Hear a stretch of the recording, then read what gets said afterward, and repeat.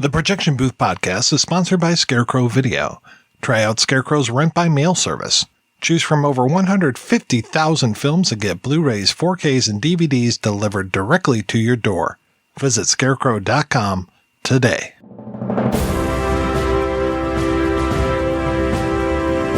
Hold your ears, folks.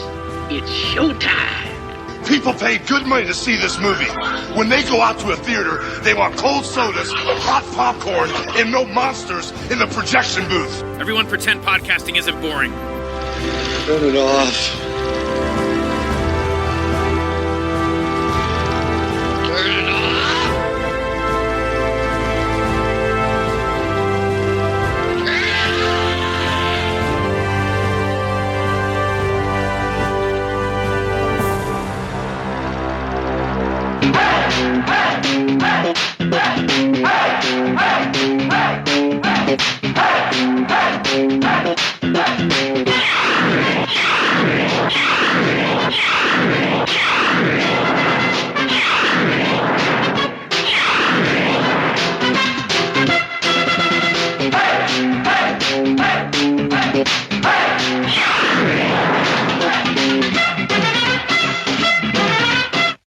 5 stars all the way, except for the last couple of years. The best film study podcast of all time, in my opinion. Unfortunately, politics and strangely distorted British accents have crept in all too often lately. Some new personalities with the habit of laughing a lot. No matter, it's still an excellent show. Go back and listen to the back catalogue, pre-2016, for straightforward movie talk about story, acting, shot selection, etc. Too much political commentary now, but I always look forward to the new shows anyway. Update. Because I have a long history with this show, I have found their old catalogue on Spreaker and use that glitchy app to re-listen to their pre-2016 shows, which are all pure gold. Nowadays, not so much. I miss the Mike and Rob days. That got me through many days and miles of work travel in the early teens. Annoying amateur babbling nerds, if you have no life and like listening to long-winded, redundant, poorly spoken, profane, vulgar, unfunny nerd humor, unoriginal regurgitated misinformation, irrelevant personal stories, and off-topic stupid ridiculous connections told in bloated more is more geek fashion, then go ahead and tune into these idiots. But if you are yourself a fan of such movies and want to know more about their making, certainly do not ever make the mistake of listening to this junk. It will taint the properties you once loved. Horrible effete commentaries. I came across this podcast and decided to try it out because they featured an interesting selection of movies they were reviewing. It's a bit interesting that their commentaries and reviews can be triple the length of the movies themselves. I found many of the commentaries to be obnoxious from effete, self-appointed elites. Specifically, I listened to the reviews and commentary on The Thing and The Running Man. Ascribing the box office failure of The Thing to Reagan-era politics as they did was just ridiculous. Reagan took office in January in 1981. The Thing was released in late 1982. The Thing was indeed underappreciated then, and frankly still is, but the commentary was idiotic. In a similar vein, I was annoyed by the Brit reviewing The Running Man. The ultimate irony in their 2017 commentary was that the very bit the commenters were talking about, the selective editing by corporate media, manipulation of the general public, etc., is exactly what's been happening in the last 5 or so years, but by the people they presumably support. I was hoping to hear bits about the craft of the films and got a little of that on The Thing, but The Running Man, which is sadly proving to be as prophetic as Demolition Man, was filled with political diatribes and snide remarks. Some might say to give it more of a chance, but I've wasted too many hours on this podcast as it is. Hey folks, welcome to Ego Fest 15, the time where I pull back the curtain on what is happening at the projection booth.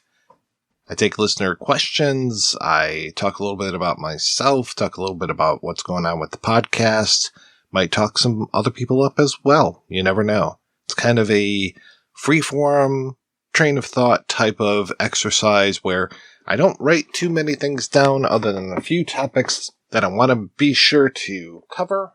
And then, of course, all the questions that people have for me. As you heard, the projection booth is universally loved. Nobody has a bad word to say about the show. Let's keep it that way, shall we?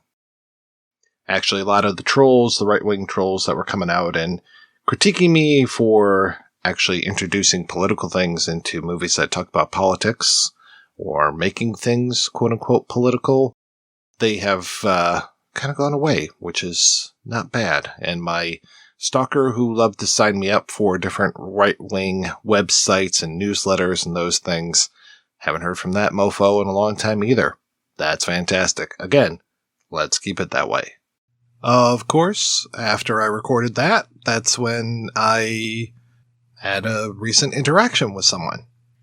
You've probably read some of the reviews that I've gotten where people just complain about how political we get on the projection booth, or I get specifically. Politics again where they don't belong. Would be a fantastic podcast if the host and guests could go 2 minutes without sticking their idiotic political points of view in movie reviews that have nothing to do with politics. So exhausting. Sorry, I can't keep my mouth shut when I see the world just kind of turning to shit, so my bad when it comes to that. Also, sorry that I called out Charlie Kirk for being a piece of excrement right after he died. I mean, Charlie Kirk died for what he believed in, which was very lax gun control. And apparently because he wasn't right-wing enough, which is fucking crazy. Based on that, managed to attract some unwanted attention recently from a, of all people, filmmaker named Garo Negogosyan. Sorry for my pronunciation. I don't know if he runs a site or a thing on Facebook, but has posted a couple videos with my likeness on there, and with people like Charlie Kirk or Trump basically punching me in the face until my head explodes. Kind of disturbing, and yeah, just not something I'm a big fan of. So I've tried to get those videos taken down off of Facebook. I've also tried to get his account reported and possibly closed down. Both the AI Slap account that he runs, that's their name, not my name, AI Slap account, and then also his own personal account. But apparently now that Facebook is just completely embracing AI and doesn't seem to give a shit about any sort of community standards, no, he's still going, that site's still going, everything's still going, so fuck me, right? But that's the kind of weird shit that I'm putting up with, and I'm sure a lot of you other folks are putting up with too. I can't even imagine some of the things that, especially some of the female co-hosts that we've had on the show, some of the trans people that we've had on the show, the stuff that they go through, it's much more intense and horrible, I'm sure, than what I'm going through. So I just felt, though, that I wanted to bring that forward just because, what the fuck, man? He just posts these weird frickin' videos of, like, Barack Obama's head explodes and Joe Biden's head comes out, but Joe Biden's head is also on Barack Obama's chest eating ice cream. I don't know what's going on with this dude. So, yeah. Suffice it to say, I probably will not be reviewing or talking about any of his films anytime soon. Actually has a film out there, Dangerous People, from 2015, and apparently acts in other people's films as well. So, yeah, great. I was into it until the so convenient yet misguided and just stereotypically dumb Disney bashing, Deadpool Wolverine bashing. Well, I'm thinking they're rather happy. Same with the Romulus people. This elitist and unable to just have fun attitude just made me drop off and unsubscribe. Gave it a try. I'm off to have a good time watching movies and not spread misery.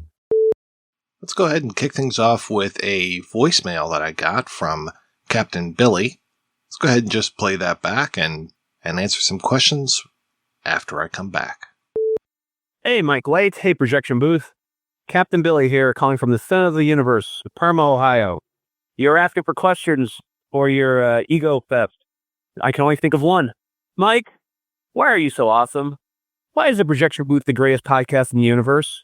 Is there room in the bed for your wife at night with you and your awesome talent? Seriously, didn't you used to say at the end of the show, taking over the world, one listener at a time, and then now it's just taking over the world? Did I hallucinate that? It's a great show, guys. Keep it up. Thanks. First off, that is 4 questions. Let's go ahead and answer them in order. Why am I so awesome?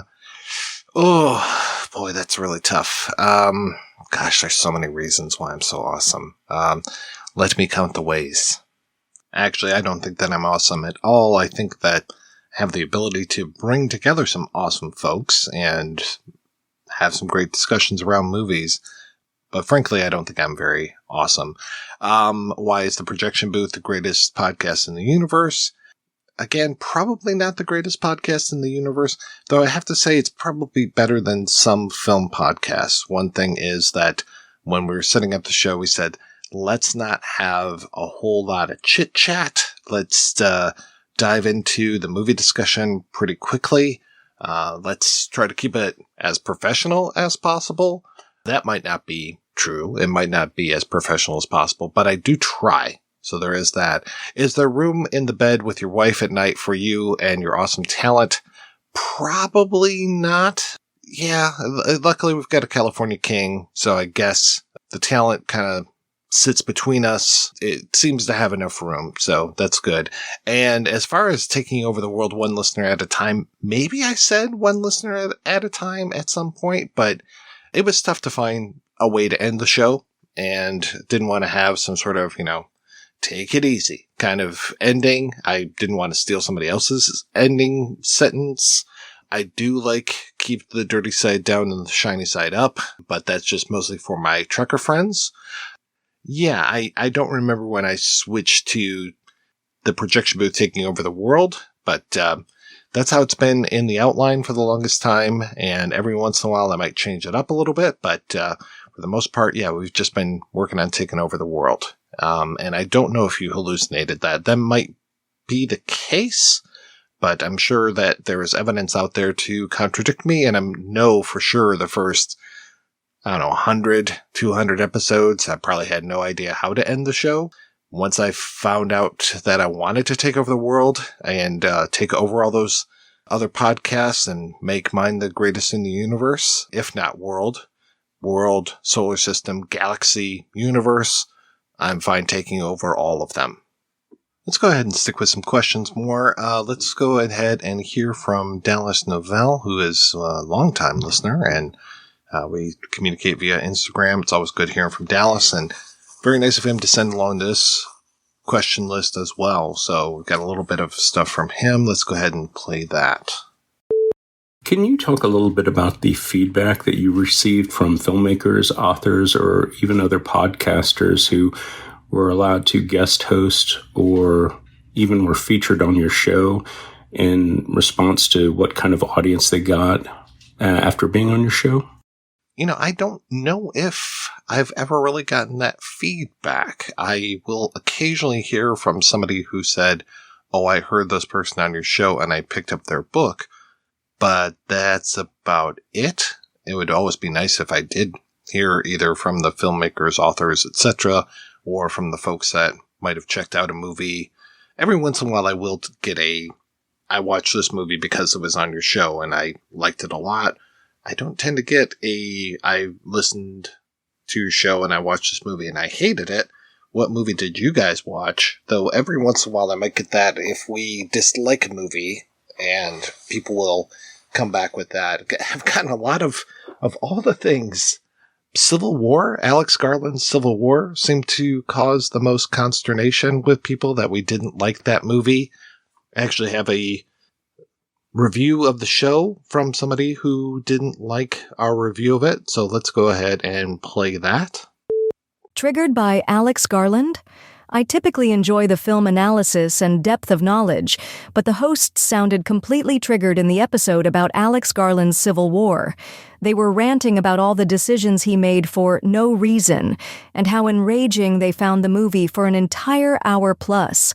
Fine for a 2-sentence letterboxed review, but I would expect a more thoughtful and thorough analysis of a film during such an extended dialogue.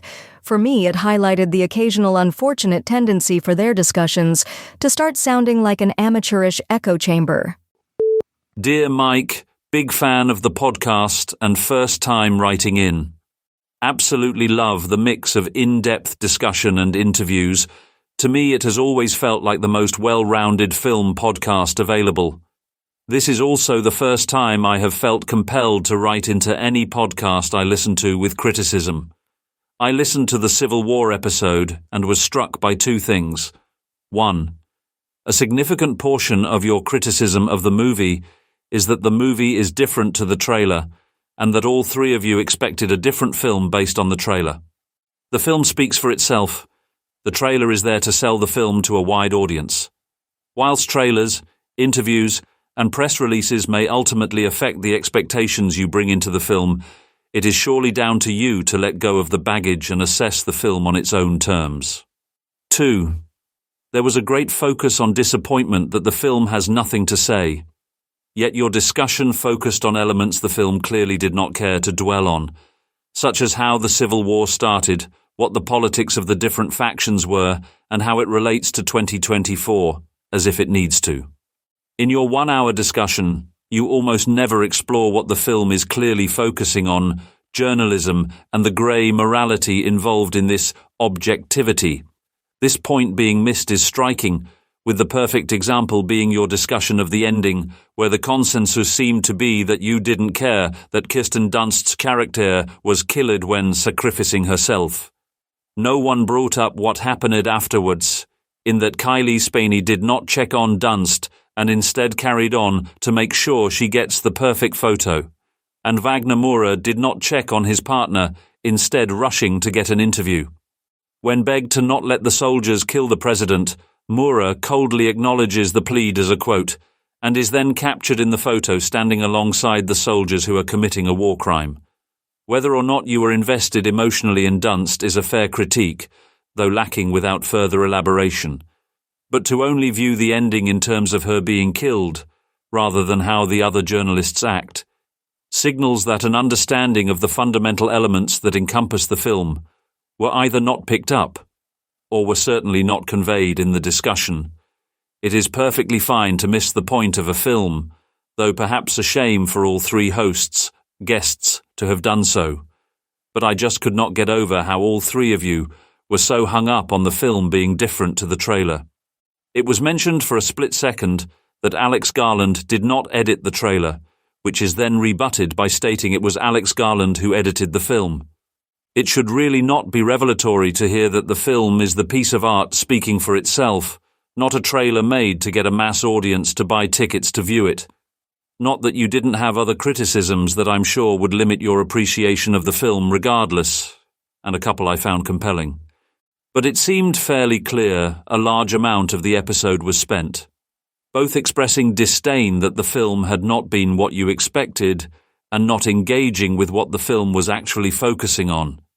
Obviously run the show as you please, and who am I to be listened to, but I was genuinely taken aback from listening to that episode and felt the need to write something. If this is even read, I hope it gives you something to think about / laugh at. Best wishes, Paul. So yeah, very interesting. I actually just got some feedback the other day. Speaking of Instagram, from a friend on Instagram. Well, I guess he's a friend. He's very condescending when he was talking about our opinion of our Civil War episode, and basically saying that we completely missed the point of everything and that we were too stupid to understand what was going on with that. Also, how much he disliked Father Malone and Chris Stashew, which is not really a way to endear yourself to me, because obviously I podcast with those guys quite a bit.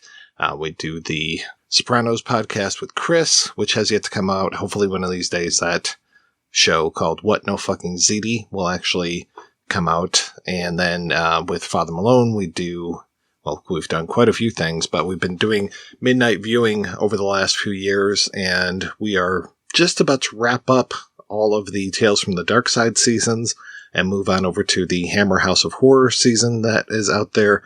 And then I'm sure we will find another horror anthology show to go through. So yeah, been podcasting with him for years and years, and he is just about to be on yet another episode. Also with Chris, I do we've done Columbo, Kolchak, Barney Miller, also do the Rankin on Bond podcast with him, did Rings of Power, which hopefully we will do the second season of that pretty soon. Chris is a pretty good friend of mine, and so the way to my heart is not to critique him and talk about just what a shit co-host he is. So, but as far as any feedback from filmmakers, yeah, nobody said, oh yeah, well, I had a lot more people buy my movie afterwards, or got a lot more feedback from people after I was featured on the show. So yeah, the toughest thing about doing this, I mean, thank you, Dallas, especially for giving me feedback. Every once in a while, Dallas will write to me and talk about different episodes he's listened to. I've got another friend, Chip, who will do the same. That's great, because podcasting, as we talked about in the Age of Audio episode, podcasting is a pretty lonely business. Me sitting here alone in front of a microphone, talking to a hopefully not imaginary audience, but also just not getting any freaking feedback at all, just putting out episodes week after week after week. You don't tend to get a lot of feedback on stuff. So you just basically hope that people are listening, look for download numbers, and assume that people have heard things. But yeah, it's kind of a strange biz to be in. There's not a great feedback loop, let's say. Can you talk a little bit about your favorite decade of filmmaking?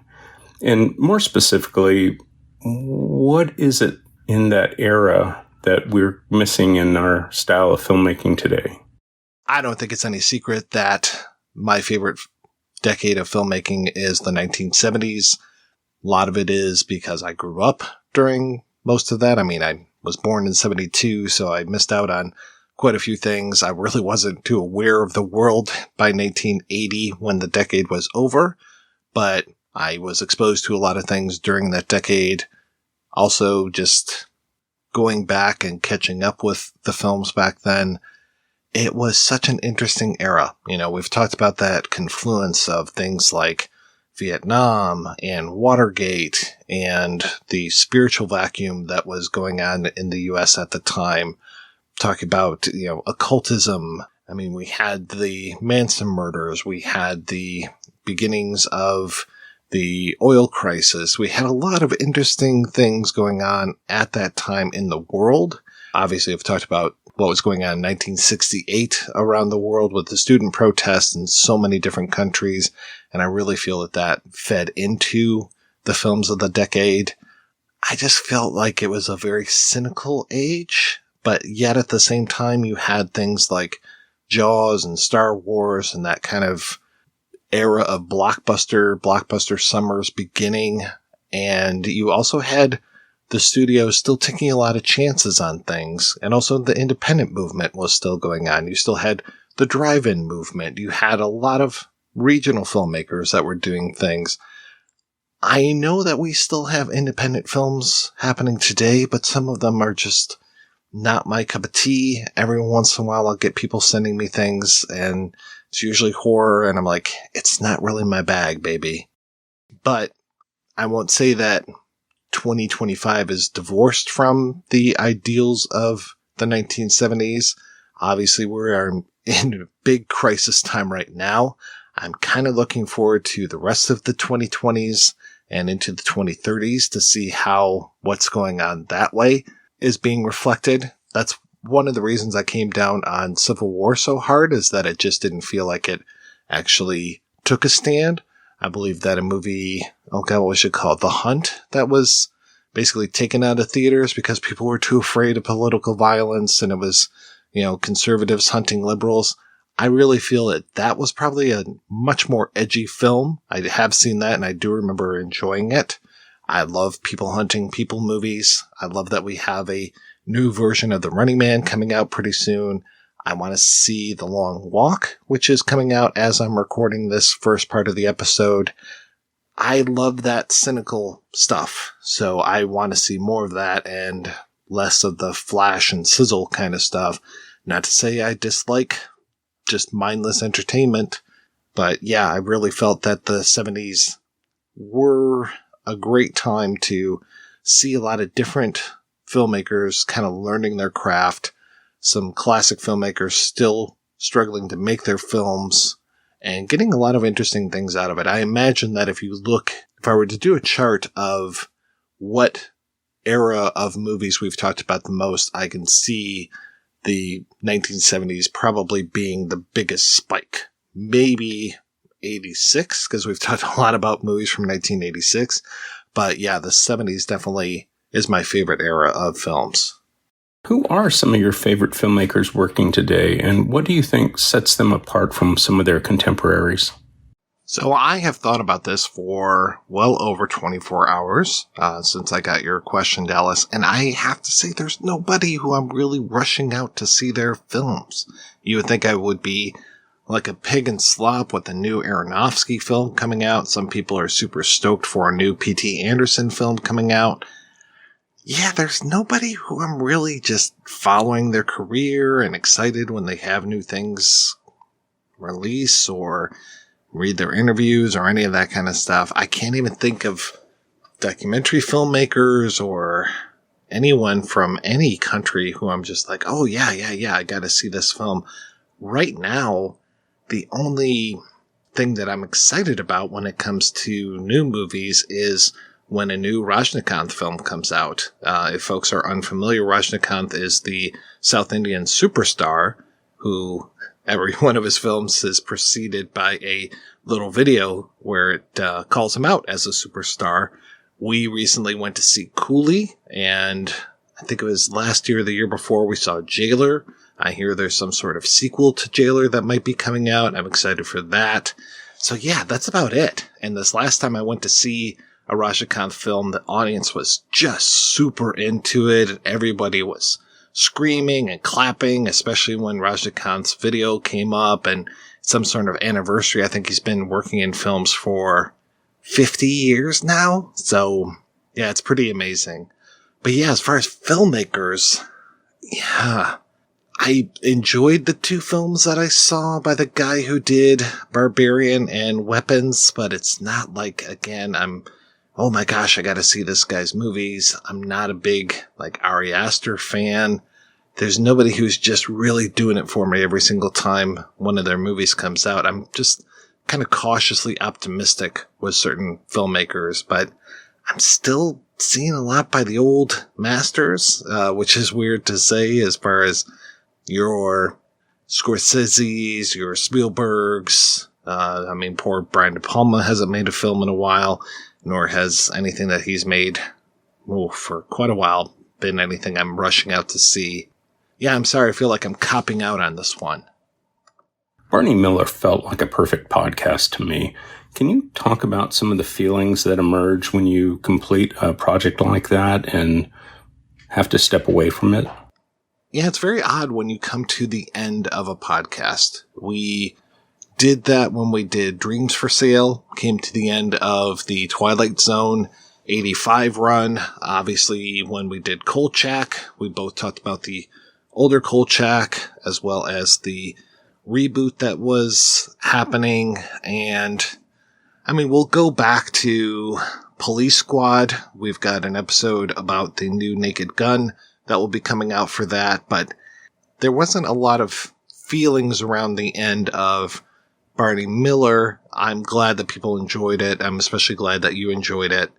I had a lot of fun with that one. It was great getting to know Otto Bruno. Speaking with Max Gale finally towards the end there was freaking fantastic. I hope people enjoyed the final episode for that one. I especially really hope that people enjoyed that I wrote out the letters goodbye in white rocks for when Chris took off in the helicopter and he could look down and see that. Actually, doing a MASH podcast would be fantastic, but there are other people that have done MASH podcasts much better than I probably could. I'll probably get a little sad at the end of the Columbo podcast because it's so much fun to talk about. But with that one, you get tempered by the ABC years and just how bad some of those episodes are. So it's going from a great fun thing to a slog probably in about 6 months here. Though in between talking about season 7 and season 8, we will be looking at a lot of things that came out between them from Levinson and Link, as well as from Peter Falk. So we've got a little bit of material in there. Probably won't cover vibes, I don't think. I think we'll be kind of choosy when it comes to what projects we'll talk about. But there is a Romanian film with a Columbo-type character. There's also a Japanese series. Unfortunately, out of the 4 films, I've only been able to find 2, and only one of those with subtitles, so I'm hoping to dig up those over the next few months. And if other things come about, we will definitely cover those as well. It's actually a lot easier than I thought it would be to put a podcast to bed. I'm really enjoying finishing Barney Miller, as well as keeping up with Ranking on Bond and the Chevy Chase podcast. Can you talk about any other podcast ideas you're currently juggling? Any chance of a Dabney Coleman podcast in our future? I would really like to get back to the Rings of Power podcast that we did. Had a great interview with the composer about his work on Rings of Power. I was very happy to talk with him. And yeah, I enjoyed the first season, kind of. I would just like to get back and watch the second season and talk about that with Chris. And I think the third season is coming up pretty soon. So there's that. Chris and I have also been talking quite a bit about doing a Night Court podcast, which is another one that has that reboot that just took place. I think that might have gotten canceled now, but I'm not sure. But there are still people from that are around, and it would be great to have a conversation with like a Richard Mall or a John Larroquette. So many great character actors. It feels like Barney Miller and Night Court really go together well. Feels like some of the crazies that they were taking out of the 12th precinct could have easily been taken right into Judge Anderson's courtroom. As far as other things, Sam Deegan and I were talking about doing a podcast dedicated to the works of Fassbender, but I think we are just way too busy, both of us together, to engage in that. I've been thinking it'd be nice after we're done with Rankin' on Bond to maybe go through all of the Elvis movies, but I don't know if Richard or Chris are into that idea. Feels like I've got a little bit of a running list of things that I'd like to cover, but also one of the things I've been wanting to do, Chris Stashew had a show called The One Season Show, where he would talk about TV shows that lasted for one season. There are quite a few shows that I've written down that I would love to talk about. Things like The Chronicle. There's one called Dead Last with Tyler Labine that I would love to discuss. I think I've got a list of, maybe 5 or 6 different shows. And I kind of would like to just hijack his concept and even steal the theme music and everything and just go with that. Maybe have Mark Begley and I talk about some things. And again, that's a lot of commitment to time to do a full series watch, even if it is just one season. And I don't know if I would do episode by episode or if I would just do one episode that talks about the entire season of that particular show. Remember that one with, was it Colin Hanks and Bradley Whitford? I think it was called The Good Guys. That was a lot of fun. I'd like to talk about that. I mean, hell, we could get Richard Hatem on and we could talk about a few of his shows that have only lasted one season. Miracles. What was the one where the guy died and he came back? Yeah. But I remember it being good. And then what was that one? My friend Mike, his brother worked on it. Human Target. That would have been an interesting one. Pretty sure that was just one season. Would have liked to have seen where that went. And I think part of the fun would be to talk about where these shows could have been. Actually, no, I just looked it up and it was 2 seasons. So wouldn't have been able to cover that one, but that was a lot of fun as well. So there are a lot of great 1 season, 2 season shows out there, but to hold true to the premise, it would be just the 1 season show. As far as the Coleman cast, I would still like to do that. It's unfortunate that Mr. Coleman passed away recently.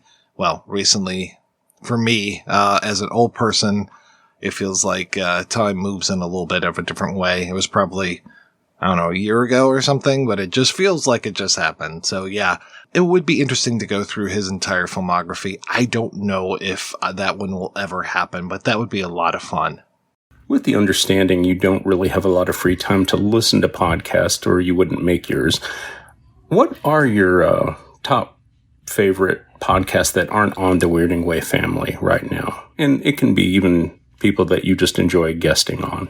I still, on my phone, the podcasts that I still listen to regularly, so actually I'll look up right now what I've got. So I still listen to one out of Michigan radio called That's What They Say, which is about 5 minutes long, and it looks at different turns of phrase or idioms that we have.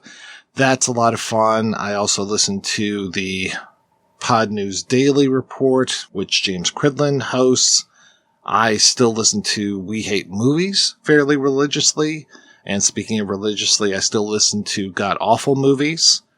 I don't know if I'll ever be invited back on God Awful Movies again. I had a fairly God awful experience with those guys. I feel like I was not nearly as funny as I should have been while I was on their show talking about a Dinesh D'Souza film. So that was kind of sad. And then I had two of the guys from We Hate Movies on early on in the podcast days. And yeah, I don't think they had a good time either, which is a real shame because I love their show. I love God Awful Movies. The other show that I listen to that isn't on Weirding Way Media is Richard Haddam's Paranormal Bookshelf. Highly recommend that. Very interesting mix of talking about paranormal books as well as Richard's life. I find that kind of mix to be pretty interesting. Otherwise, yeah, I spend most of my mornings or afternoons either listening to books or audio commentaries as I drive to and from work, so not a lot of chance to listen to podcasts. I have quite a backlog, especially of the We Hate Movies. It's just a lot of episodes I haven't had a chance to listen to. I was thinking about listening to those when I go out west, and I'm going to be in Utah for a little bit and driving around out there, but probably will be listening to Blood on the Moon, the James Ellroy book, because we are going to be talking about Cop pretty soon. Like I said, a lot of time I just spend listening to books or audio commentaries related to things that we'll be discussing.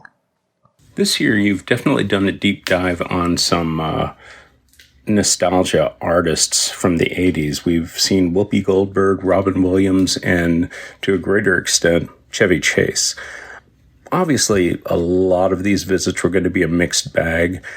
Can you talk a little bit about the motivation behind taking the good and the bad, going and visiting these, and what was your motivation behind programming these?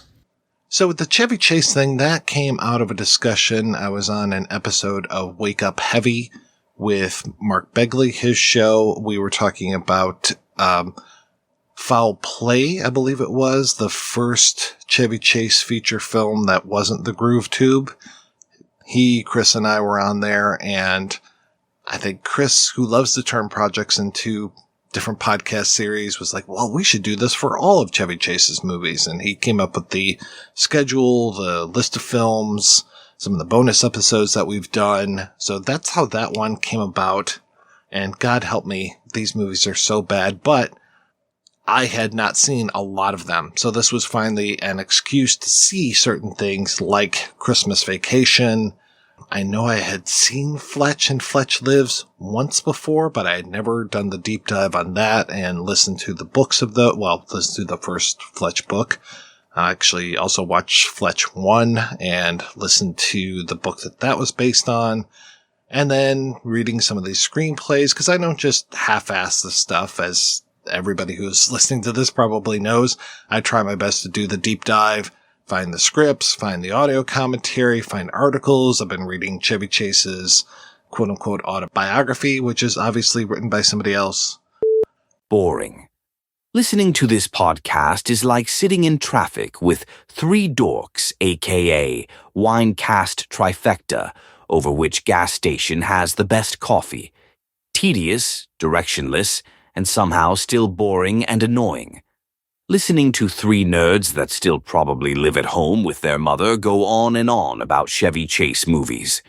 This podcast needs to be canceled, like Chevy Chase's talk show back in the day. Chasing Chevy is much tighter as a title, but Chevy Chases probably yields more search results. Gotta get them clicks. As someone who has sat through most of Chevy's filmography, they earn most of their stars simply watching the movies. Chevy was only in a handful or so of good films. Most of the time, neither he nor the material are really up to snuff. The hosts recognize that. However, they tend to repeat their points quite a bit. That time would be better spent providing more background info on the production of the film. They get better at this towards the end of Chevy's filmography, like reading the shooting script. In fact, there's a whole podcast about Fletchcast with Laker Jim, yet it was only mentioned in passing in one episode? Do some more research, fellas. HDTGM provides some background info and encourages listeners to really engage with their show and the movies they watch. I understand Chevy and his body of work are kind of a shallow pool. For example, Chevy had a biography come out that was very short even compared to other Hollywood bios. Chevy's best work, which was written to suit him, was in Community. If you need a guest to discuss Memoirs of an Invisible Man, I have the Blu-ray. It's not the best film, but Chevy actually tries. Overall, it's a good podcast with room for improvement. As far as the Robin Williams stuff, I think a lot of that was just the reaction to his death, which obviously had taken place. That was a while ago. And just so many people talking about how great all of the movies were that he was in. So I decided to pick some of what I considered to be some of the worst titles of his. So again, did my due diligence, looked into these movies as much as I could. Tried to find the ones with the lowest Rotten Tomatoes and IMDb scores, even though one of my favorite films, Popeye, was in that category. So I skipped over that one since we had done an episode on Popeye before. And then I went ahead and talked about, I think, 5 films with Chris and found that some of these movies that were supposed to be very bad weren't nearly as bad, and some of them were horrible. I'm still just in awe of how bad some of those movies were. The film Man of the Year was, wow, I still think about just how terrible that one was. As for Whoopi Goldberg, I'd had that idea in my mind for years that I wanted to talk about at least 3 of those 4 films for the longest time, and was just glad to do that. I was really happy to dive into those movies and just had a really good time talking about those. It was also a good excuse to listen to some of those burglar books. It also was a chance to talk with some of the people behind some of those films. So talking with Tom Holland again, not the kid from Spider-Man, but the director. Great hearing his stories, and then some of the interesting casting choices that were going on. And just, I think 3 out of 4 of those were all supposed to be vehicles for other people, and then the way that Whoopi Goldberg and her comedy kind of rewrote those, and the people that rewrote those things, and how she fit or didn't fit into those was pretty interesting as well. That's the motivation behind all of those. You once made a comment about how you lost interest in modern music after the loss of Kurt Cobain. I think I fully understand that comment, but some of your younger audience might not totally get the impact he had. Is that a true statement for you still? Do you listen to new artists? Can you talk a little bit about the loss of him and what it meant to you?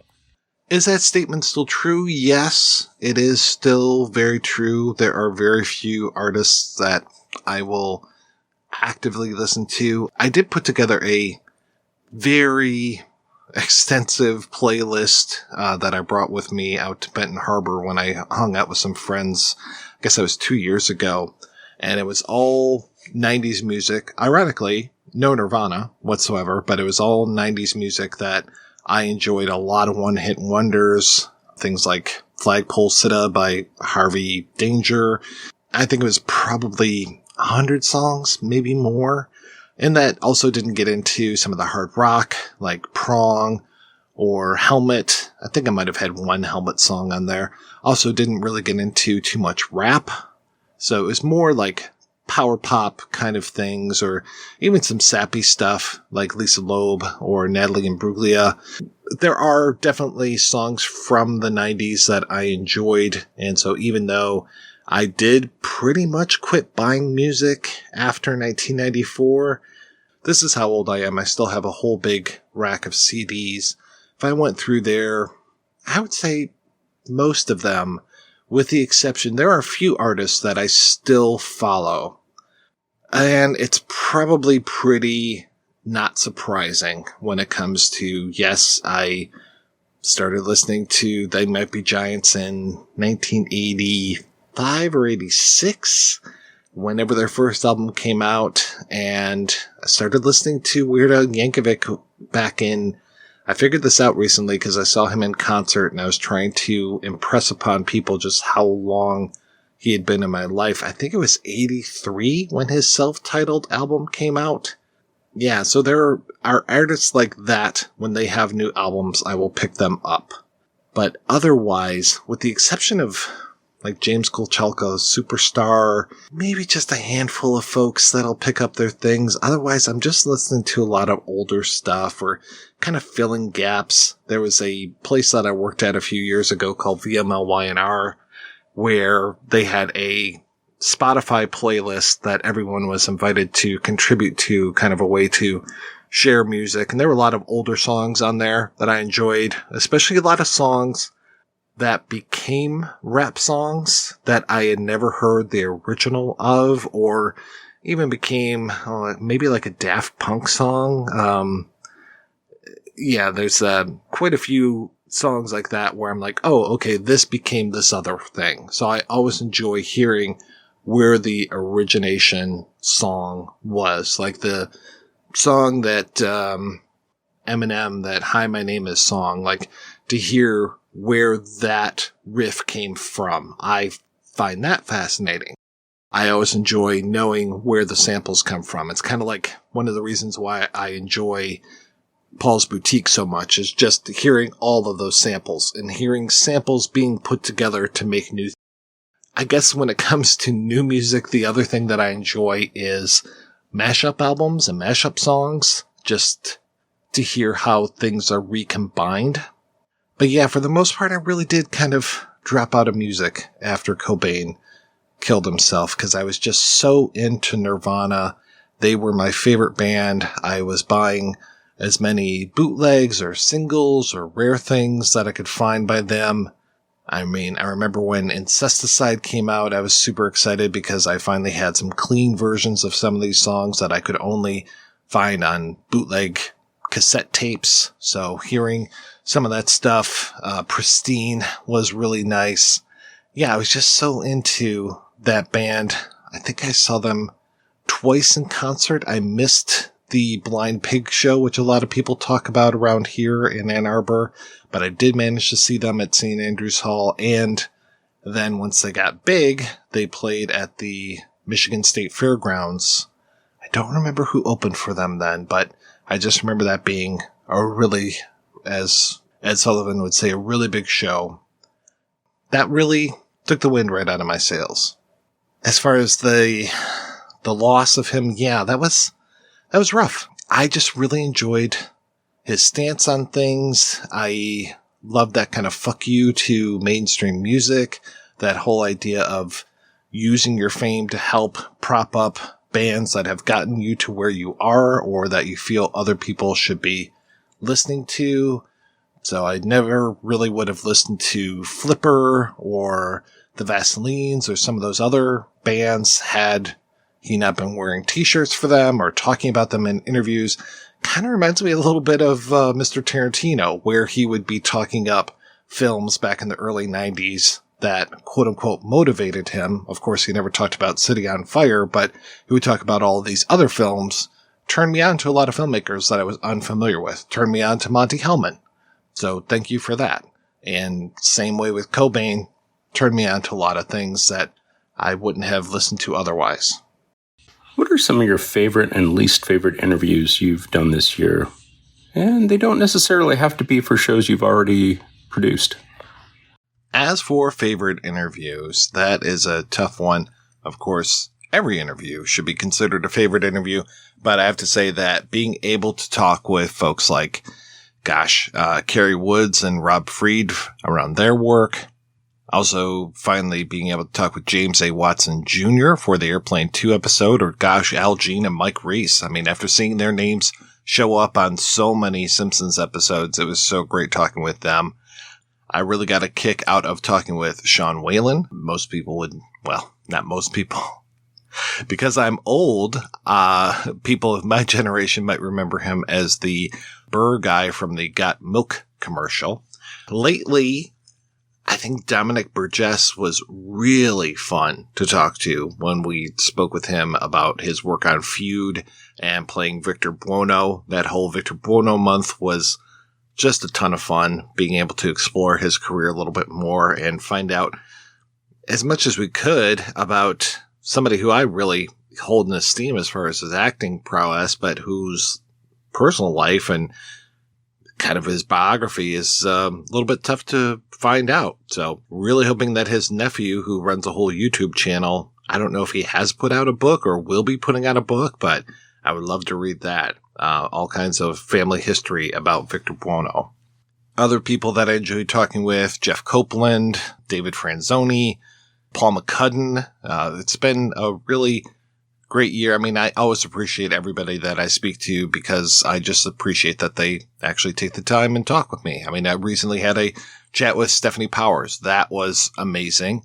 I wish that I could have seen her, but she was kind of hidden from camera view. I just got to see her eyes, and as Max says, she's gorgeous. So it was great being able to connect with her and talk with her about some of her work, and hopefully people enjoy the episode that she's on. Okay, let's see how this goes. I'd like to play a little word association game with you and give you a chance to shout out to some of your Weirding Way family. Can you tell me the first thoughts that come into your head in as many and few words as you want when I mention some of your regular co-hosts? Chris Stashew. What is there to say about Chris Stashew that I haven't already said? I believe I've talked about him feeling like a little brother. Care about the guy a lot.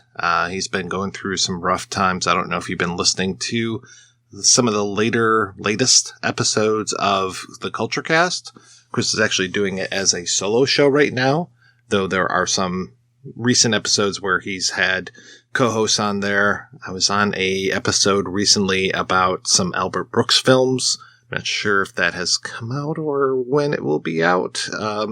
I'm really excited to always work with Chris. I feel that we have a good working relationship, and I am really excited. We have been working on a show for, over maybe year and a half, maybe going on 2 years, all about The Sopranos. We are going through episode by episode. That is one where he is more the expert and I am the novice. I am the Padawan on that one, and he's showing me the way.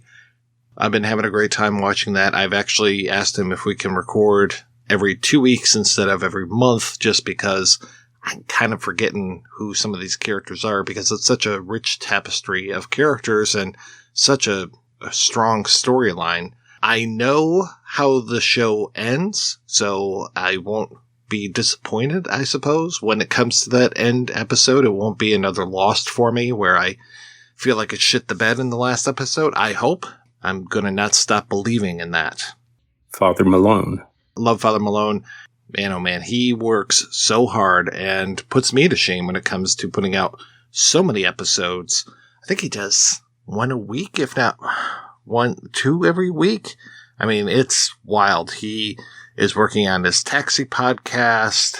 He's the host of Midnight Viewing, where he talks with Chris and I about once a month, and we record a couple episodes, and then he also puts out his own stuff. So it's wild to see just how much he's been putting out and how much Carrie puts into the podcast as well. So that's been great. Heather Drain. Heather Drain. I haven't talked with Heather in way too long. We text occasionally. She is so nice and just so much fun to talk with. And I just love how, I can't say obsessive because that sounds like a bad word, but just so in depth when it comes to her research. And I just love how much she loves music and art and just I subscribe to her newsletter through her Patreon, and I would highly recommend that everybody do the same. She is just such a wonderful person, and I wish she wasn't in Arkansas. I almost said Arizona. Wish she wasn't in Arkansas because, man, I would love to just hang out with her every week. Mark Begley? Mark went through some shit last year as well. I believe it was last year. It was over the last few months where he fell off a fucking ladder. Luckily, he's doing okay, seems to be recovering very well. Mark is always so much fun to talk with. He is so dry when it comes to his humor, and he comes out with things that I would not expect to hear coming out of his mouth, and I just always appreciate him for that. I always enjoy talking about whatever with him. I think we almost broke him with that Robin Williams series when he came on and was talking about, was Patch Adams maybe? He wasn't very happy with that. But no, we get along great, and it's been wonderful doing this whole Chevy Chase series with him. Not sure if we'll do anything with that afterwards, if we'll switch gears and maybe do that Dabney Coleman cast. I have a feeling we won't. We've been joking around about Dan Aykroyd, but I can't put myself through that. So definitely check out Wake Up Heavy and Cambridge and with Sean on the weirdingwaymedia.com network. Rob St. Mary. Rob's over, where's he at? New Mexico now? Haven't had a chance to hang out with him very much at all over the last year. I think we did dinner before he went out there, and then maybe once when he came back for just a quick trip. I always enjoy talking with Rob. He's just a trip. I'm hoping that he has another big project that he's working on. I know he's been doing a lot of screenplays, and I think he's been writing novels. Always curious to find out what he's working on because, again, very passionate about things. And Colin Gallagher. I love Colin Gallagher. Yeah, I'm sorry. It's just a big old love fest for me. He is such a nice person. Didn't get to see him at NoirCon last year. Won't be seeing him if he goes to NoirCon this year because I frankly just can't afford to fly out to Palm Springs every year. I'd much rather if it was over in Philadelphia. Just feels like a much more noir location. Also honors David Goodis, our patron saint. But yeah, didn't get to see him last year. Hope to make a trip out to New York City again one of these days and hang out with him because it's just always such a nice time. And he's just the sweetest guy. And again, just that laser focus when it comes to his research and really putting his all into stuff. Some of the stuff that he's done around David Goodis has just been tremendous, and highly recommend that you check out some of the books that he's done recently, and also check out his music, Modern Silent Cinema. Really good stuff. I don't think a lot of people fully realize the kind of work that you put into every show, the managing interviews, managing guests, managing co-hosts, recordings, editings, buying media, researching shows. What motivates you to continue doing what you do at the level you do it? Where does your professionalism come from? That's a really good question because I'm not sure what motivates me when it comes to this. Every once in a while, I think, why the hell am I doing this? Why am I putting so much effort into doing something? Obviously, it's not for the money. It's not for the laurels. I'm not resting on any laurels around here. I guess it's just because I have fun doing it. I have a lot of fun putting together these shows, doing that research, reaching out to people, trying to put together the best kind of show that I can. Maybe out of spite, but I don't think so. I think I just enjoy having that finished product. When I did Cashiers de Cinemark, the magazine or zine, I had those to hold in my hand. I don't have that material product to hold in my hand anymore. I just have these zeros and ones that are kind of floating around out there, and it's not like I get a lot of feedback for putting these things out there.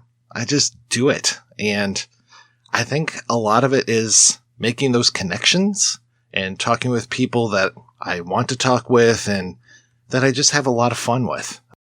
The whole idea of having this rotating group of co-hosts, it's always like putting together kind of a cocktail party and seeing what happens, seeing what that chemistry is going to be like. pulling people from different walks of life, from different backgrounds. And the only thing that really unites us is a love of film. But it's so much fun when we have those great conversations. And I especially love when I talk with people that put a new spin on things, show me things that I haven't been thinking about. That is a blast for me. As far as professionalism, I don't know. I guess I still throw my mind back to the original classes that I took when I was in high school around journalism and working on the school paper and just wanting to do the best that I possibly could. Also, just when I was in college and even in high school, writing papers and really putting my all into that, trying to dig deep, trying to say more than is just on the surface. I used to have a real hard time when I was in high school and even into college when I would present arguments, but I wouldn't necessarily tie them all together. I would present something and I would basically say like, well, here's A and here's B, but I would never say A plus B equals C. And that was what was missing from my writing. So I really tried to do that after I graduated and when I started to write things for myself. And now when it comes to the podcast, I really want to make those connections a lot more clear if I can. Really put out those ideas. Sometimes they may not work. Sometimes I just will float ideas out there. Every once in a while, I'll catch myself just saying something kind of, I don't know, crazy or things that I don't think necessarily make sense, but just to get a reaction from my co-host, just to see what floats, what doesn't. But as far as professionalism, if you're talking about the show, I mean, I'm always trying to improve, always trying to make things sound better, trying to eliminate all those ums and uhs and really try to give you a good conversation, good solid conversation, and especially not one where people are talking over each other and just being a bunch of yahoos like that. Nobody needs that. Let's make it sound very civil. Let's try to have a very nice educational conversation where we can bring up our points and just have a good time doing it, and hopefully people will be entertained by it as well as maybe learn a thing or two. Sound like Bill Cosby when I say that, and not the creepy Bill Cosby, but I'm talking about like the Cosby Show, original Bill Cosby. This is Bill Cosby coming at you with music and fun. And if you're not careful, you may learn something before it's done. Hey, hey, hey.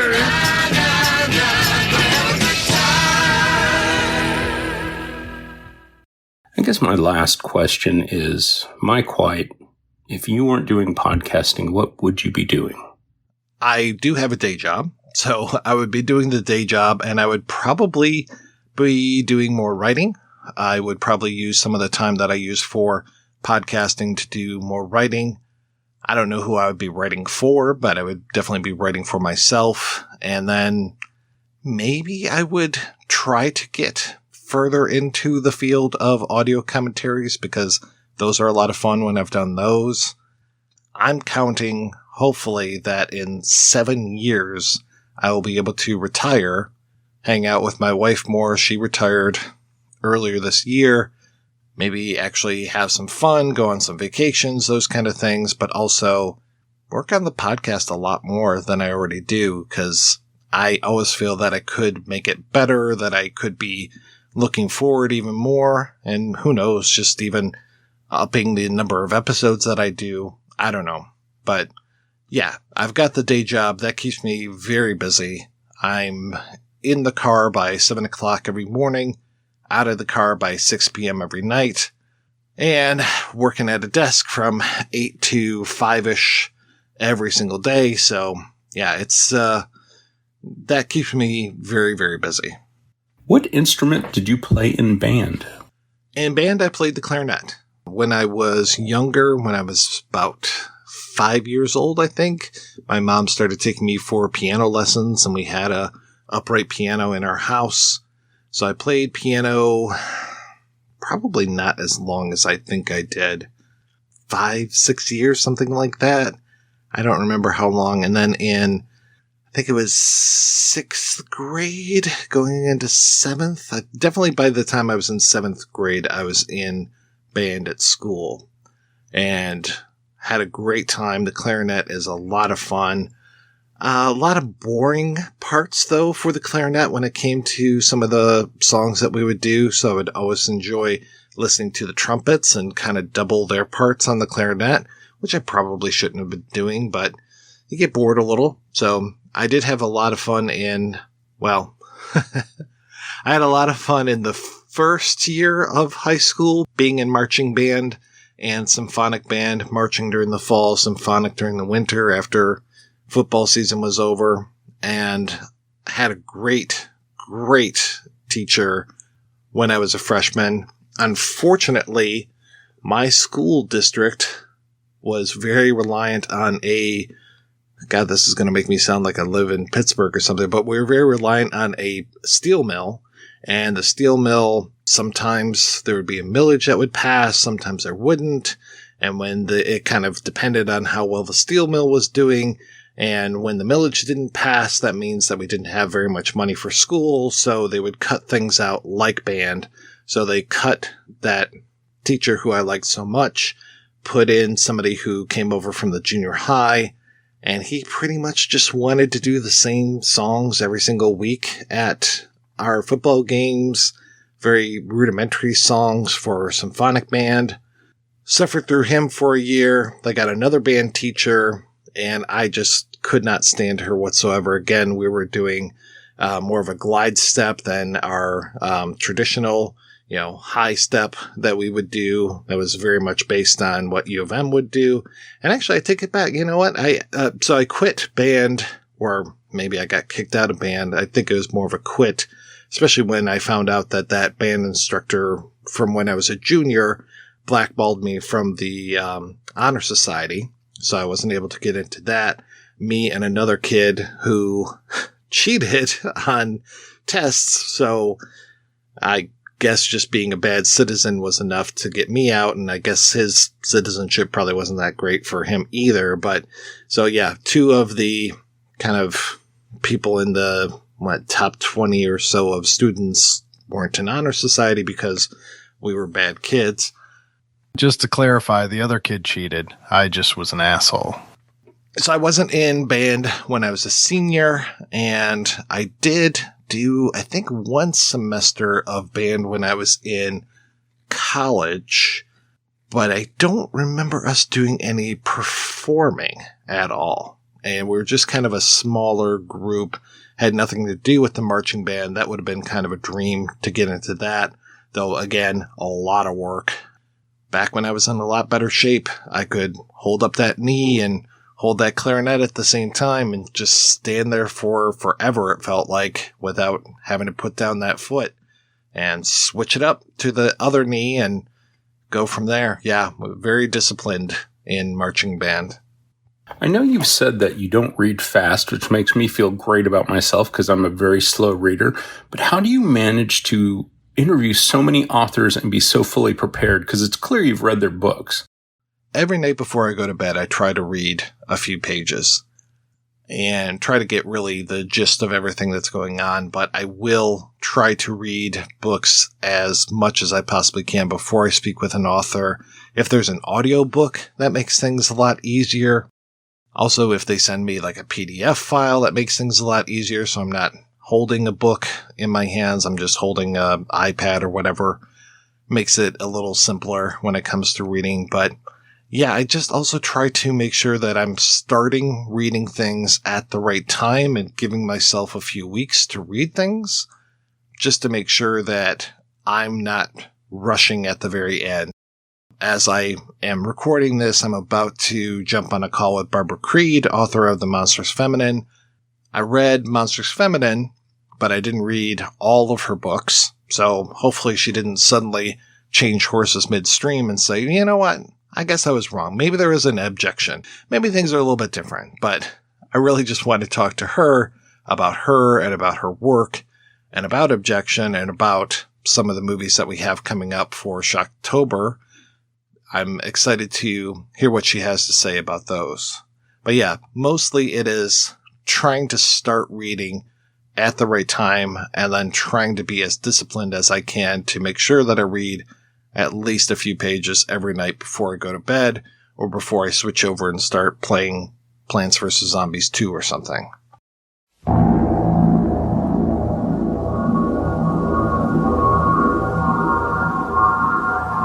Hello, everyone. This is Malcolm McDowell. I just want to say that this is a request to listeners of the Projection Booth podcast to become patrons of the show via patreon.com, patreon.com/projection booth. That's pretty simple. I think you can do that.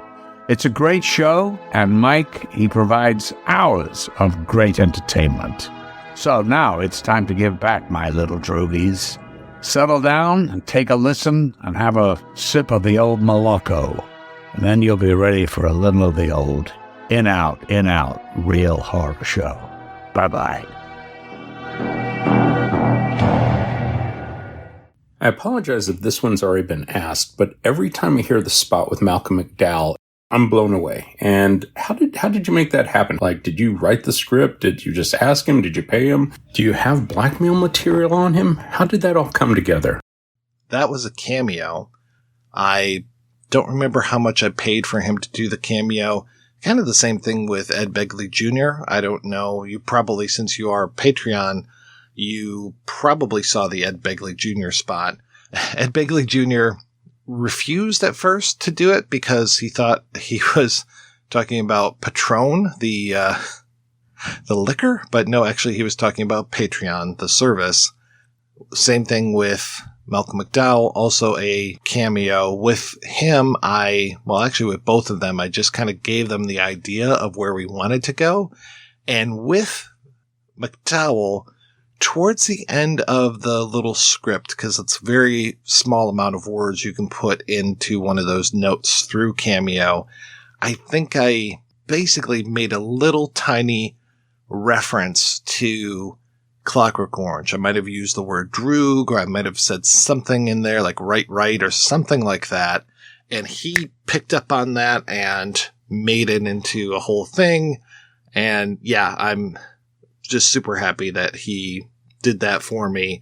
And yeah, I think it's a great ad, and guy's a freaking professional. So I was very happy with the way that it turned out. So no, didn't actually have very much personal contact with him whatsoever. I just basically asked him to record a spot for me, and that's what he did. So no dirty pictures of him or anything like that.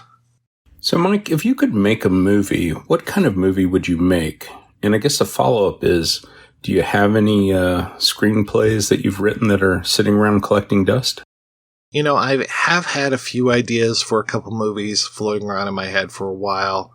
I wrote one out as a short story, and the other one is just still kind of in my head. I don't want to talk too much about those because I would still like to write those one of these days. But one of them is more of a historical epic about Copernicus. And the other one is more of kind of fits into that, like, Paper Moon, Oh Brother, Where Art Thou, throwback to the 30s, Depression era kind of things. Maybe based a little bit on Our Gang, / The Little Rascals. Those are just ideas that I've had. And then, if I was given carte blanche and able to make any type of movie I would want to, it would probably be fairly out there, I would hope. I can't even say some of the films that I would like to emulate just because they are done so well, and I don't have the faith in myself as an artist to say that I would do nearly as well.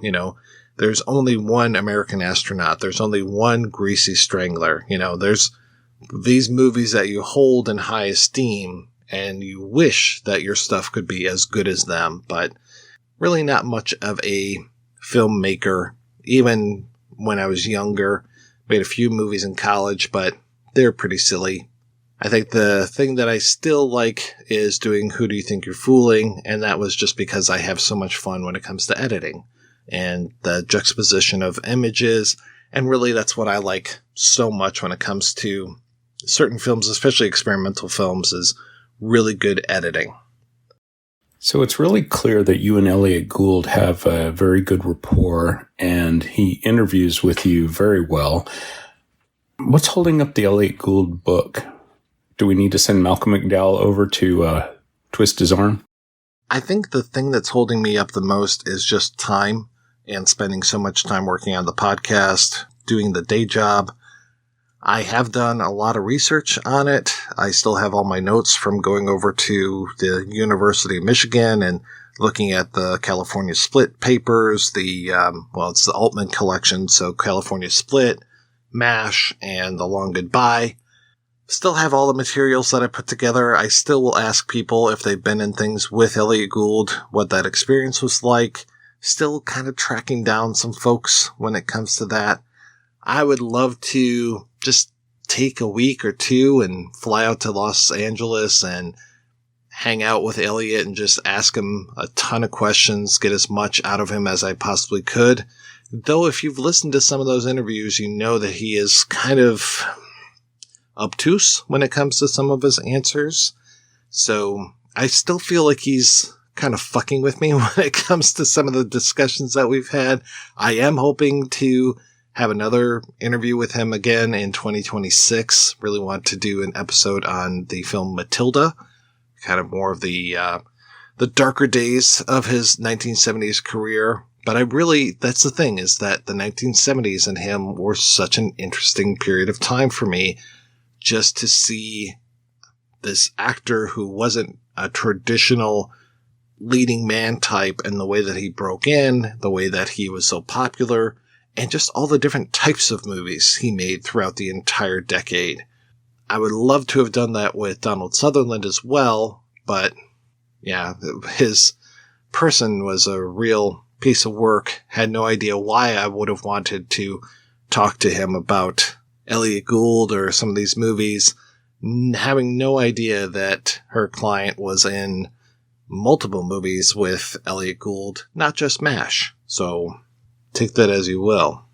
So it's clear you've definitely gone past your 10,000 hours in analyzing films and scripts and stories. And I'm always impressed the way you and Chris and even Father Malone can just off the cuff come up with a suggestion that would make a bad film so much better. Do you ever have filmmakers come to you and ask you for advice or help analyzing their scripts and films in progress? Yeah, I've never had anybody come to me and ask me to take a look at... Well, actually, I take that back. I had one friend who asked me to look at a script years and years ago. I believe it was about a horror host. And the script was great. I think I gave some feedback. I'm pretty terrible when it comes to feedback, because I remember there was the executive editor of a magazine. Before he started the magazine, he came to me and said, you've been doing Cashiers to Cinemark for all these years. What advice would you give to a person who wanted to start a magazine? And my advice was don't. It's a thankless job. It's expensive. It's pretty harrowing. There's not a lot of upside to it. A lot of long nights, a lot of worry about things, the distribution of things. And then, of course, he turned around and did a magazine, and it's actually still going today. So, fuck me, right? So, I feel like he probably thinks I'm the biggest dumbass in the world, which I will not deny. As far as looking at films in progress, I have given notes on mostly documentaries, things that friends have made, but a lot of times, no. I would say there are a lot of things where I'm like, I would love to give you some feedback about this or take a look at it. No. People don't ask me for advice. So I think my track record of giving bad advice must precede me. Okay, last question. It's kind of an important one. Did Jonathan Kaplan actually ever send you that Truck Turner Blu-ray? Yes.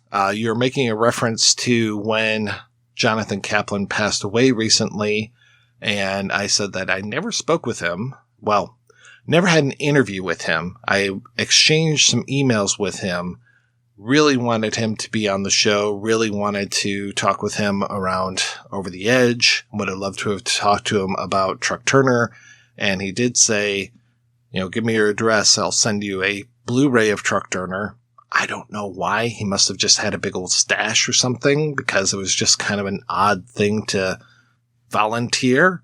So I gave him my address, and sure enough, he sent me a Blu-ray of Truck Turner. I don't even know if he signed it, but yeah, it was a nice gesture, and I really wish that he would have been able to take the time to talk with me about stuff, but, you know, it was his choice, and that's the way that things go. So I know some people don't like to revisit the past, which is very bad for me and what I like to do. Solid podcast with great deep dive reporting, although definitely not for beginners. Deducting 1 star for completely missing the historical background behind 1984 and going straight for trite modern political comparison instead. Ben Buckingham asks, when do we get a projection booth calendar? As far as a projection booth calendar, I tried that once, but me in a fireman's outfit with no shirt on, just the suspenders, it was too much. It melted the lens of the camera. It was just too hot. So probably no projection booth calendar coming out anytime soon. Though I suppose, now, because I don't make anything, you know, it's not like I draw. It's not like I have any sort of visual skills whatsoever. I would just be lifting images from other movies or things, or maybe 4 months of it could be some of the logos that we've had over the years, but probably no projection booth calendar anytime soon. Instead, may I recommend the Jeopardy page-a-day calendar, which is what I have on my desk at work, keeps me entertained, and makes me feel superior to everyone. Robert Maines asks, what is left for you to do to get the 2001 episode out the door? So with the 2001 episode, I have been working with an editor over in Poland for the last, it is coming up on October. I've been working with him we've been working together on different things for a few years. He posted originally on Reddit and was asking about editing people's podcast episodes. And I said, well, if you want that, and I've done this before with other people where they will say, oh, I want to learn more about editing. I will edit your episode for free.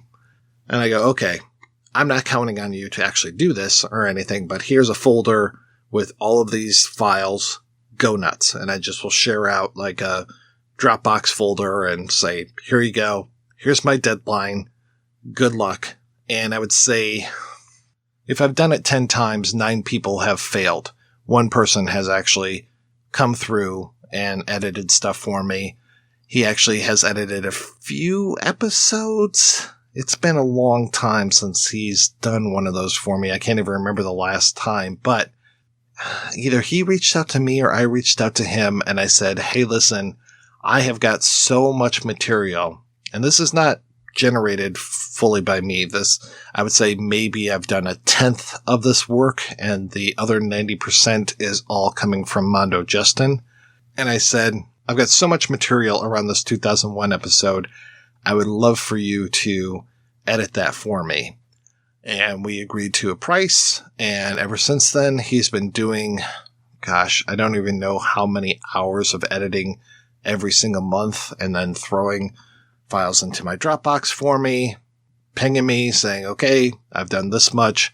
I need this much money. So every month I've been paying him regularly. So I think I've got until the end of the year before he thinks he'll be done with that stuff. And then it's up to me to piece all of these things together. I mean, the interview with Gary Lockwood that Mondo Justin did, that was a 2-parter. And I think the final total was 5 hours, though that's not all 2001 stuff. There's maybe, I don't know, I'm going to guess an hour of 2001. Gary Lockwood was very loquacious when it came to that interview, and I did listen to it all. I've listened to, I think, all of these interviews, threw them onto my phone and listened to them in the car on the way back and forth to work. And it was just way too much that way for me to say, okay, at 1 hour, 15 minutes, there's a good bit here. At 2 hours, 30 minutes, there's a good bit here. So I have been working with this editor to say, okay, whenever there's a discussion of 2001, pull that out, label it as what it is in reference to, and then I will start to pull all those things together. I mean, this episode, when it finally comes out is going to be a monster. It's kind of like the Psycho Pike episode, which is also going to be pretty monstrous. No one's asking for a Psycho Pike episode, but I'm doing it anyway. Kind of the same thing with the 2001 episode. I mean, who needs to hear more about 2001? But hopefully it'll be entertaining for folks and, again, possibly educational. I love this film, but it's ruined when a bunch of useless, worthless leftists are whining about how easy it is to get guns in America. I used to like all the research that went into PB episodes. Clearly you are part of the problem. Brace yourself. It's going to a whole lot worse for you leftists. And now it is time for everyone's favorite part of every Ego Fest, which is where I just go through and read the names of people who are currently giving to the Patreon. I always appreciate that, so I always want to give folks a shout out. You know, I don't do the whole thanks to my Patreon supporters. I should probably do thanks to the new people every single time I do an episode, but I am terrible at remembering to do that.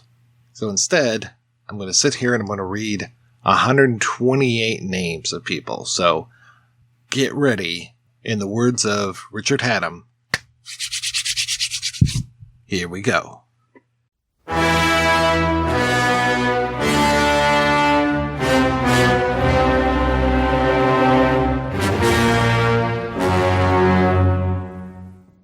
First up, Kyler Fay, Jordan Nash, Andrew Hendrickson, James Brummel.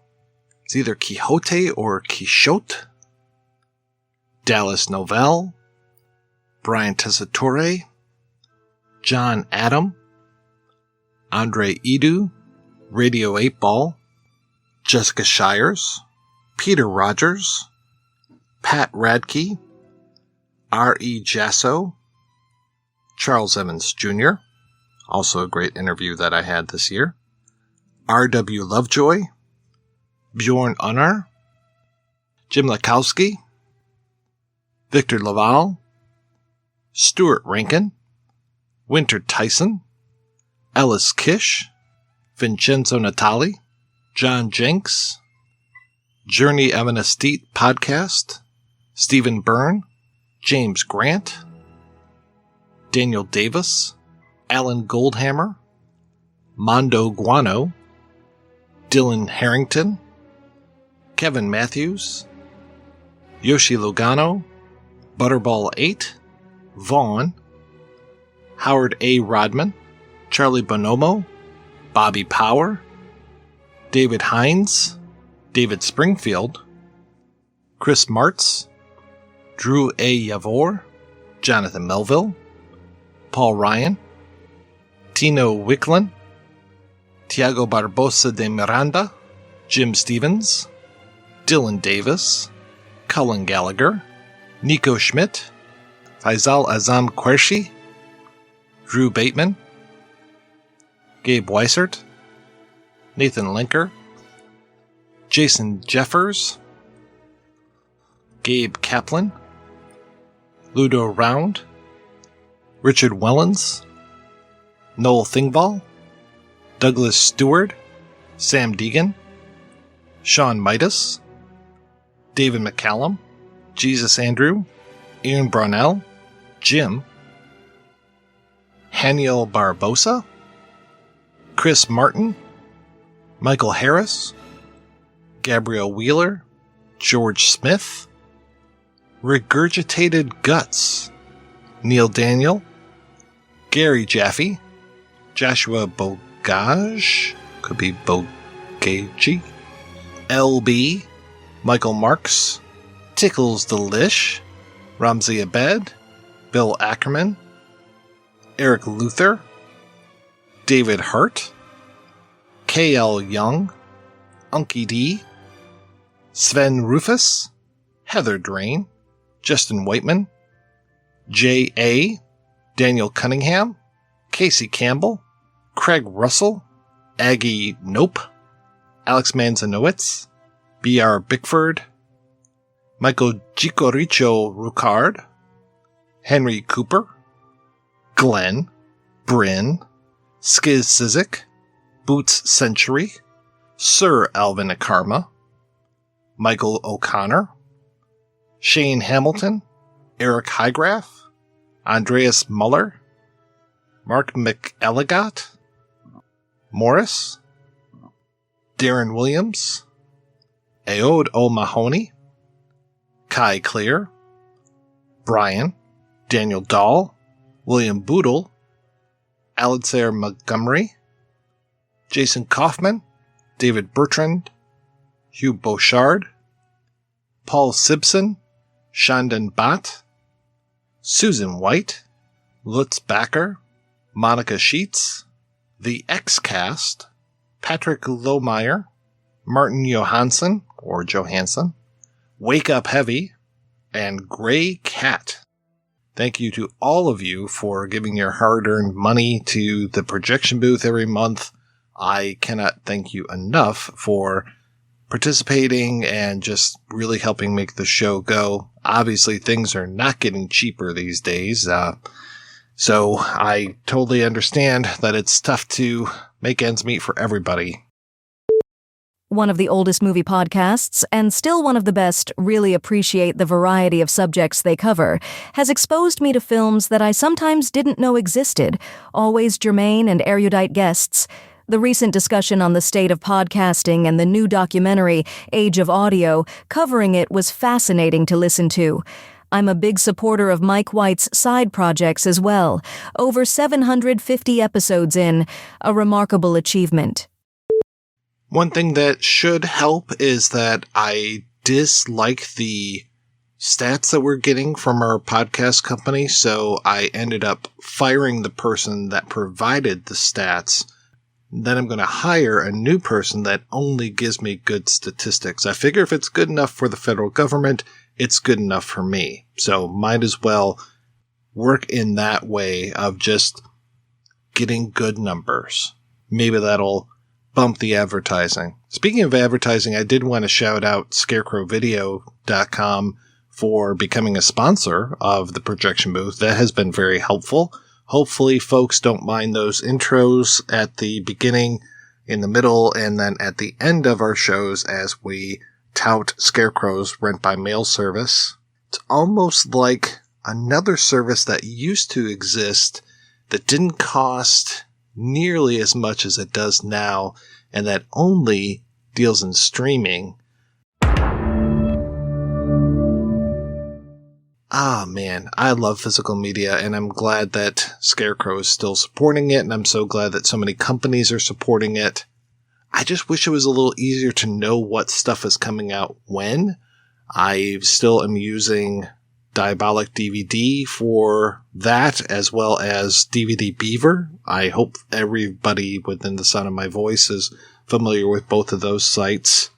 And then as far as what is streaming where, I've been using one called Just Watch, which is just frustrating sometimes to see how little things that you actually want to see are streaming any place. Or especially streaming without having to pay for stuff. You know, oh yeah, if you want to see this movie, pay us another $5. You're already paying for Amazon, Netflix. I found out last night that HBO Max is starting to come down on password sharing, so there goes my access to that. But at least there's things still like Canopy and Overdrive and some of these other systems that will help when you have library cards. So if you don't have a library card and you're in the US, highly recommend getting one of those. As long as Brad Pitt and Morgan Freeman don't come along and look at your view history, because that could be embarrassing. Just because the fucker's got a library card doesn't make him Yoda. Speaking of, if people want to see what I'm watching, feel free to follow me over on Letterboxd. I try to post everything that I'm watching over there, though sometimes people think that the movies I'm watching are always for a show. They're not always necessarily for a show. Sometimes, most of the time they are. But there's some stuff that I watch which will definitely never be part of a show. I'm thinking of the movie I watched last night called Primitive War. Holy shit. That was bad. Another good podcast ruined by politics. Taking shots at Trumpers and red hats for no reason. Except it's the thing to do. Mike can't seem to help himself. Lord knows no one will comment on the current administration. Don't know why it's so tough for film podcasts to not get political.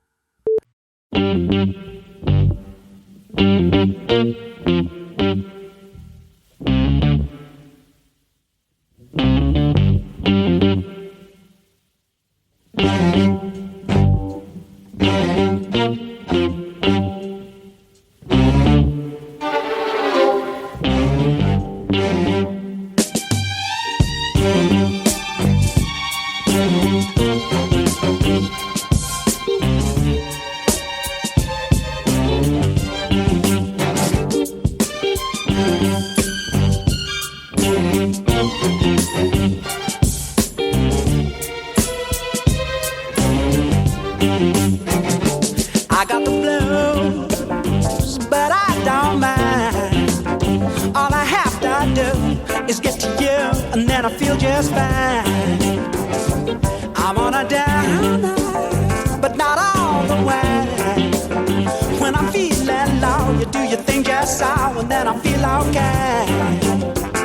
You're so good, the way you give. You're so good, you're the best there is.